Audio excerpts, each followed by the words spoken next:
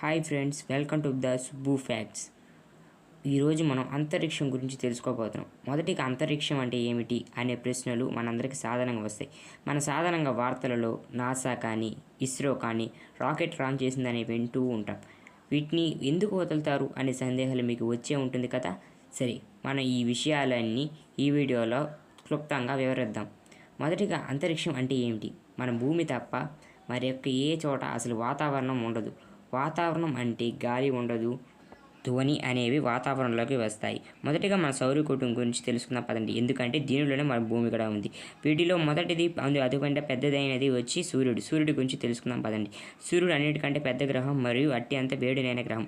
దాని తర్వాత వచ్చే గ్రహం మెర్క్యూరీ, తరువాత వీనస్, తరువాత ఎర్త్, తరువాత మార్స్, తరువాత జూపిటర్, తరువాత శాటర్న్, తరువాత యురేనస్, తరువాత మన భూమి సూర్యుడి నుండి మూడవ గ్రహం. జీవం ఉన్న ఏకైక గ్రహం మన భూమి సూర్యుడు చుట్టూ పరిభ్రమించడానికి 365 రోజులు పడుతుంది. తన చుట్టూ తను తిరగడానికి 24 గంటలు పడుతుంది. అసలు ఈ విశ్వం ఎలా పుట్టింది అనే సందేహం వస్తుంది. సుమారు 13.8 బిలియన్ ఇయర్స్ క్రితం ఒక చిన్న బిందువు నుండి విశ్వం పుట్టింది. తర్వాత క్రమంగా స్టార్స్, గెలాక్సీస్, ప్లానెట్స్ వంటివి ఏర్పడ్డాయి. ఈ విశ్వం ఎప్పటికీ విస్తరిస్తూనే ఉంటుంది.